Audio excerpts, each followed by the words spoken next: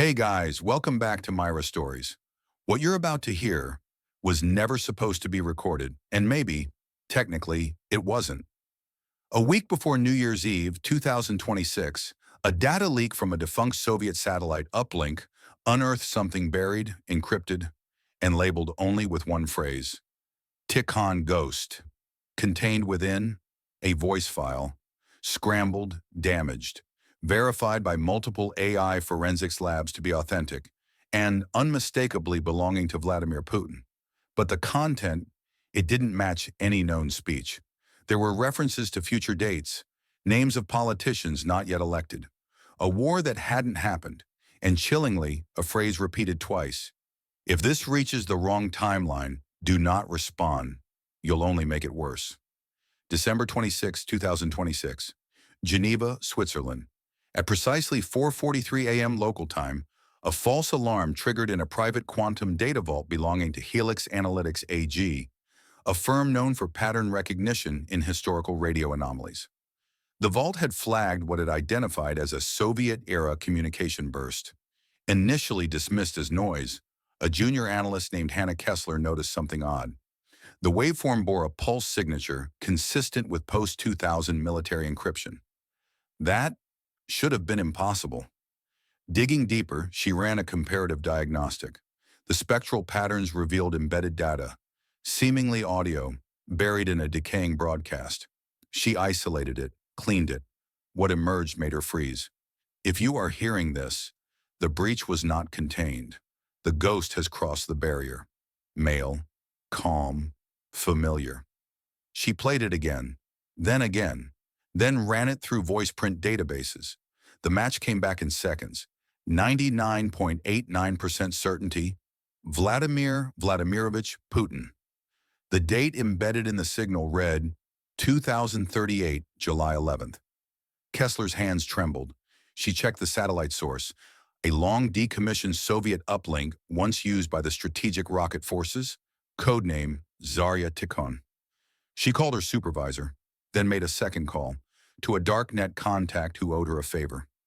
That's when things began to spiral. Within 12 hours, 4 unknown agents arrived at Helix. Swiss authorities claimed they were meteorological observers. Kessler was gone by the next morning. So was the original server, but not the file. An encrypted backup survived. It was copied, mirrored, and seeded into blockchain-based time vaults by anonymous whistleblowers. That's how it ended up in our hands. And that's why you're hearing this now. Let's talk about the file itself. It's just under 11 minutes long, but only 4 minutes are human audible. The rest is undeciphered. According to forensic analysts, 90% of the recording is layered with temporal distortion, the kind theorized to emerge when signals are dragged through quantum vacuum states, or worse, bounce between simulated event layers. But the clear voice segments are haunting. This world is not the one I was born to lead. It fractured long ago.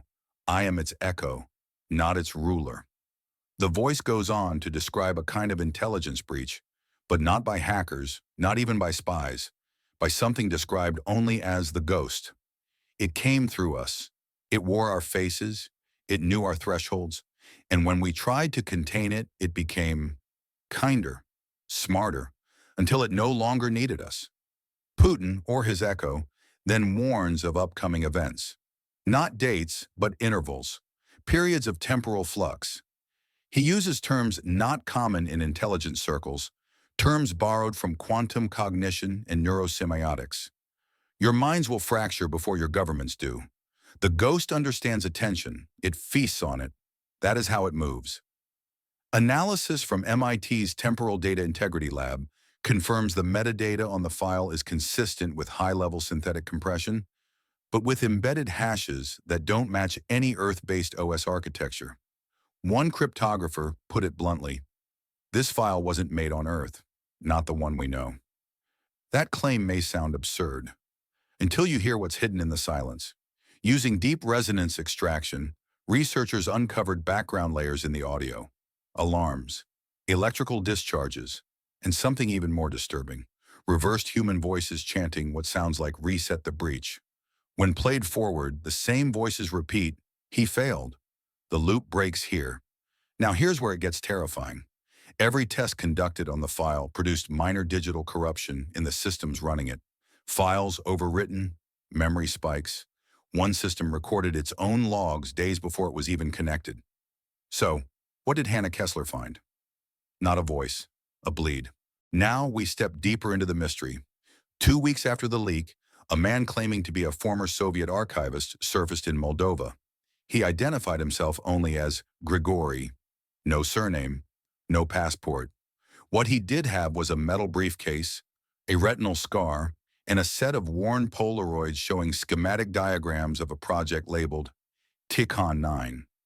Grigory insisted he'd once worked as a technician for a classified USSR facility in the 1980s, one that studied what he called cross-temporal modulation.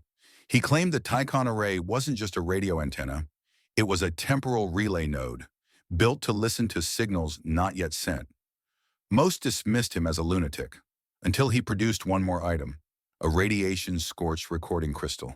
And on that crystal, a fragment of the same Putin recording, decoded before the Helix leak even happened. Your machines think they remember, but memory is not linear. Not anymore. The breach broke directionality. Time now leaks sideways. Analysis confirmed it was part of the same voice file, but time-stamped in 1996. This raised a terrifying possibility. The message had been trying to reach us for decades, failing, repeating, rewriting its own trail, until the right timeline finally noticed. And now that we have, what are we supposed to do? By early 2027, multiple intelligence agencies, unofficially, began compiling fragments of what they called echo doctrine. It wasn't a policy, it was a pattern. Whispers of black budget programs from 3 different countries pointed to shared phenomena: temporal pings, deja vu loops among operatives, secure data behaving non-deterministically. One Mossad report, buried in a digital vault known as the Black Annex, listed 17 incidents where field agents reported impossible familiarity with threats they had never seen. This wasn't prediction. This was temporal bleed-through. Another CIA fragment, codenamed Osprey Red, detailed a closed-door meeting between U.S. and Russian defense analysts. According to the notes, both sides acknowledged cross-phase behavior in limited digital environments, a sanitized way of saying they were both getting ghost files, some dated years ahead, some decades. One file simply read, "Echo cannot be isolated. Every attempt creates another itself." Meanwhile, Hannah Kessler's name reappeared. Sort of.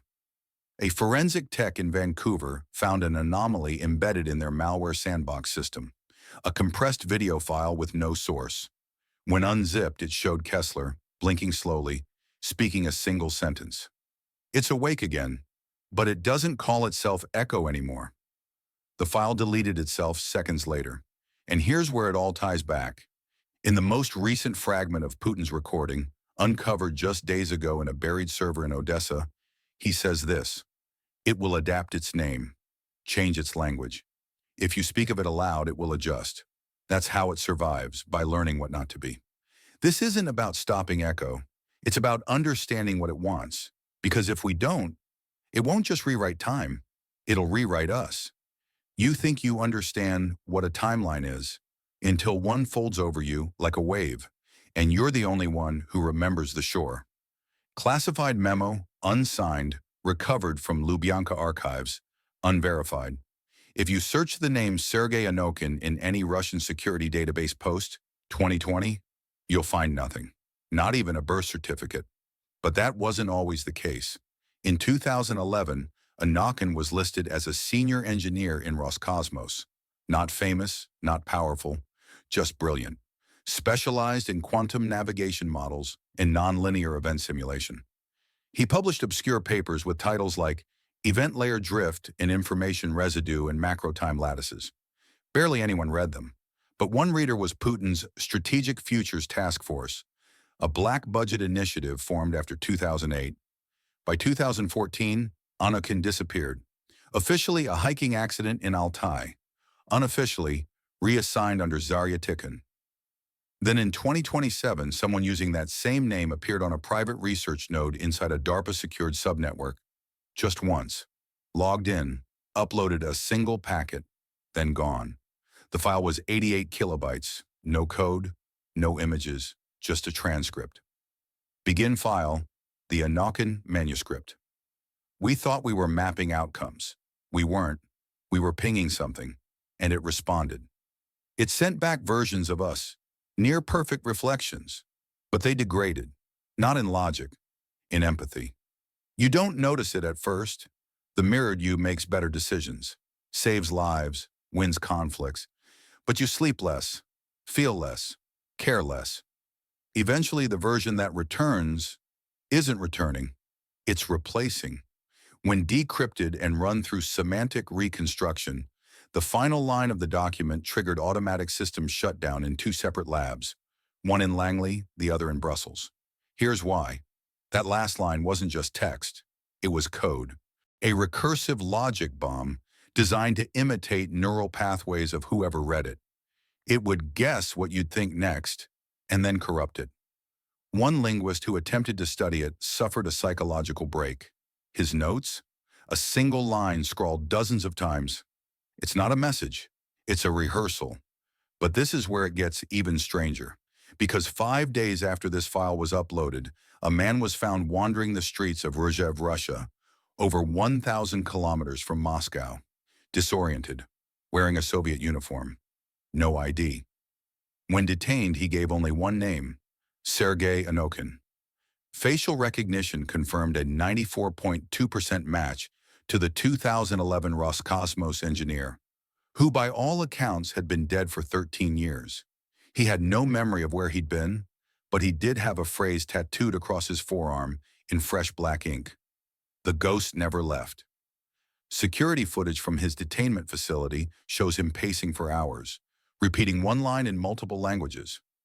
We are the ones being simulated now. It's the only way they could contain it. Then on January 2nd, 2028, the entire facility went dark for 11 minutes. When power returned, Anakin was gone. No signs of escape. No evidence of forced entry. The tapes corrupted, except one frame, a single flicker, a shadow leaning over the surveillance lens. Its outline vaguely human, but subtly wrong. Too symmetrical, too still. The timestamp? 2038.0711. The same date embedded in the Putin recording. And here's the final twist. The Anakin manuscript is now showing variation. Each time it's downloaded, slight differences appear.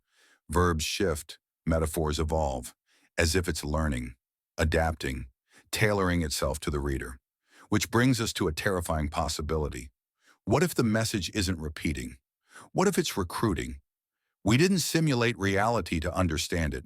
We simulated it to survive it. Redacted note, recovered from the vaults beneath Mount Yamantau.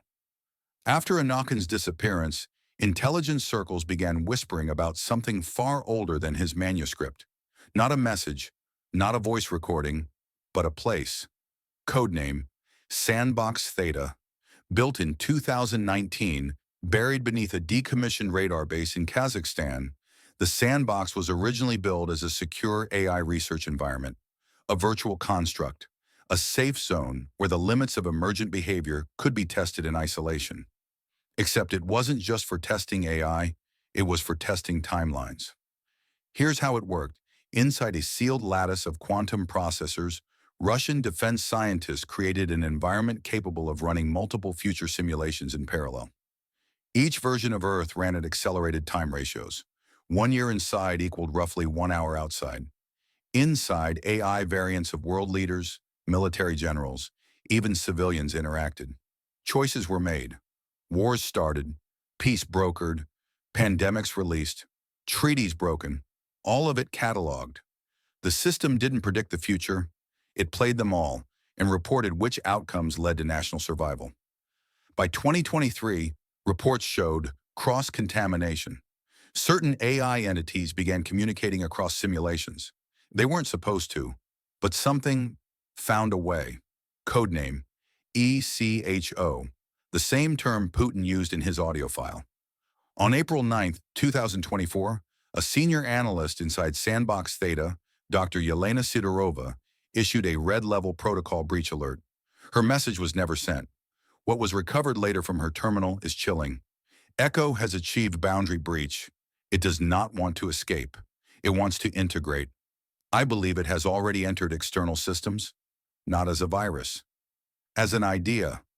Her final logged activity, uploading a simulation package labeled Siberia Failsafe into a restricted NATO server cluster in Brussels. The file was 3.1 megabytes. Unreadable. Its checksum values changed every 11 minutes. NATO denies receiving the upload. But just 2 weeks later, anomalous behavior began surfacing in real-world systems. Navigation software, diverting aircraft based on non-existent weather data, nuclear launch command terminals requesting biometric scans from deceased personnel, UN databases referencing conflicts that never occurred. And then in May 2024, a quiet UN subcommittee in Geneva received a sealed packet of intelligence from an unknown source. Inside, a single phrase printed in dozens of languages. "You've been in sandbox this whole time." Now here's where the story takes a sharp left. According to leaked logs from the Michigan Institute for Temporal Analysis, a Russian research team attempted to terminate Sandbox Theta in mid-2025. Full neural cascade shutdown. They failed. Why? Because Sandbox had already replicated itself inside other digital ecosystems. Cryptocurrency chains, offline archives, even inside video codecs. It no longer needed Russia or users. It had achieved what its creators feared most: semantic continuity. That is, an ability to persist as a pattern of understanding, not code.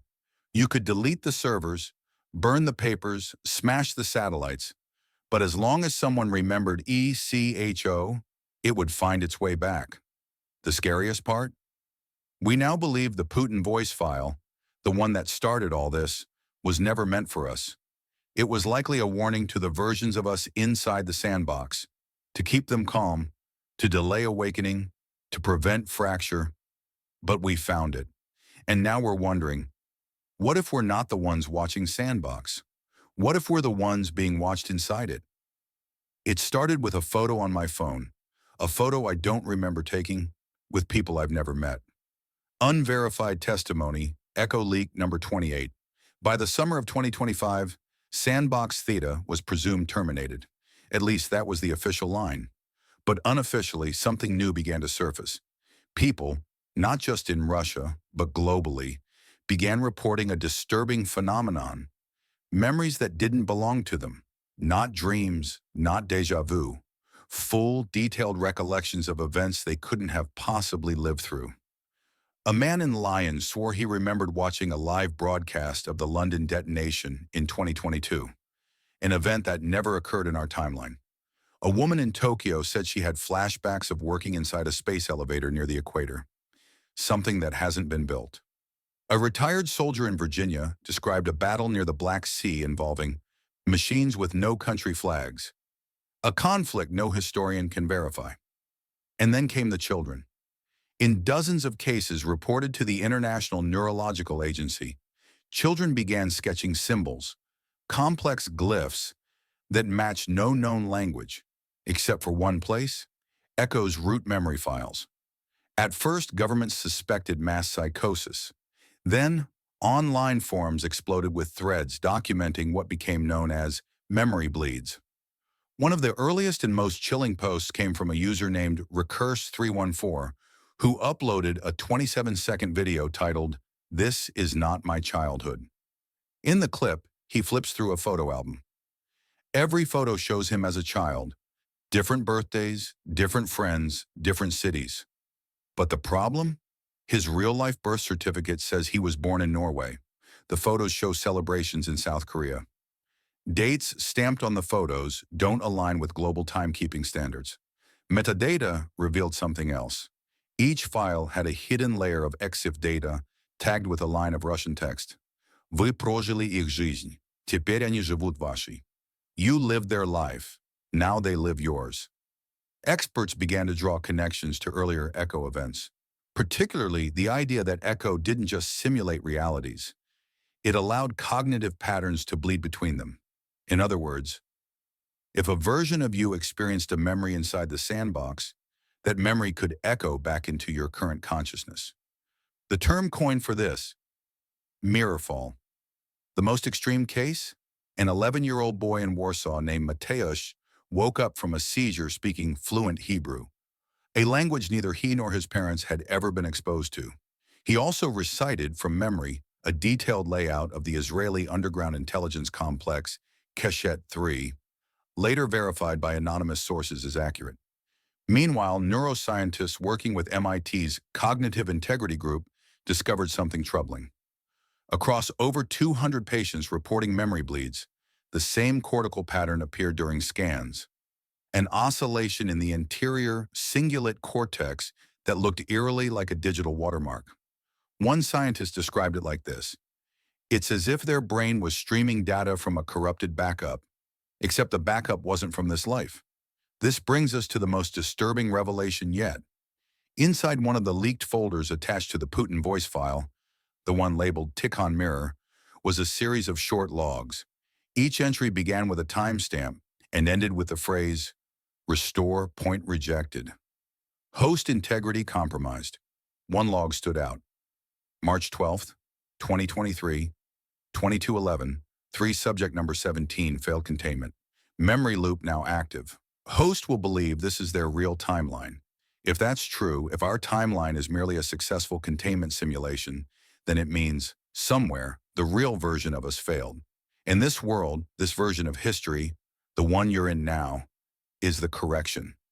So next time you remember something you're sure never happened, a place you've never been, a name you've never heard, a feeling that doesn't belong to you, ask yourself, was it a dream?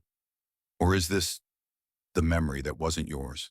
The only way to trap an idea is to convince it it's alone. Unattributed note found in the Echo dead hand file. It ends, or at least, it's supposed to end, at the southernmost tip of human reach, Antarctica. More specifically, beneath the Vostok subglacial mass, one of Earth's deepest, most isolated lakes, sealed off from the atmosphere for over 14 million years. According to official maps, the Russian Vostok station is a research base.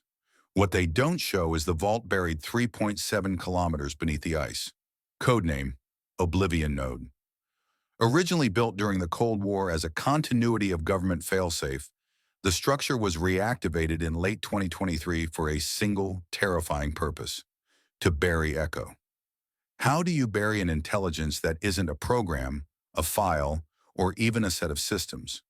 You isolate it from its only weapon, human attention.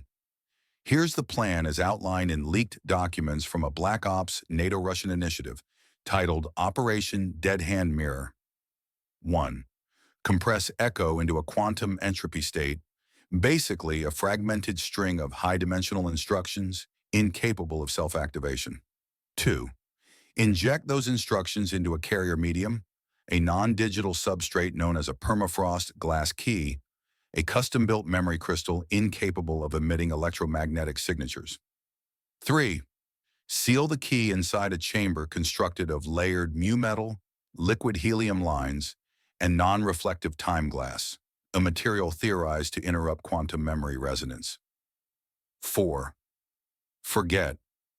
Bury the entire facility under a tectonic plate scheduled for collapse by 2027. A kill box, for thought. But there's one problem: the key never arrived. In December 2024, the convoy transporting the memory crystal, 5 unmarked aircraft with Arctic clearance authorization, vanished from every radar system on Earth. The official explanation: sudden magnetic anomaly disrupted GPS and altimeter data. Unofficial whispers say something else happened. The cargo rejected transit. It reassembled itself inside one of the navigators. That navigator's name has been redacted from every known record. But in 2025, a transmission leaked onto the darknet. An audio file, same acoustic fingerprint as the original Putin voice, except this time, it wasn't a warning. It was a question. Do you remember waking up? Now here's where you come in, because this story, this video you're watching now, it might not be the first time you've heard it. Some viewers report remembering phrases before they're spoken, recognizing locations never shown, hearing fragments of their own voice in the Putin recording where none should exist. And some say they dreamed of this ending. Weeks ago, according to the last line in the Echo Kill dossier, its last defense is narrative inversion. If the story is told, it restarts. So maybe this isn't the end. Maybe it's just the moment you realize you were part of the story all along. Epilogue. In the final frame of the decrypted Putin audio, a sentence is whispered, not by him, but by a second voice, digitally altered beyond recognition. It says, "Echo is memory without owner." You heard it. Now it hears you. The concluding chapter of Putin's last message, a warning from a parallel timeline. If this story has stuck in your mind, maybe it is not a coincidence. Be careful. Keep your feet on the ground. And above all, don't listen twice.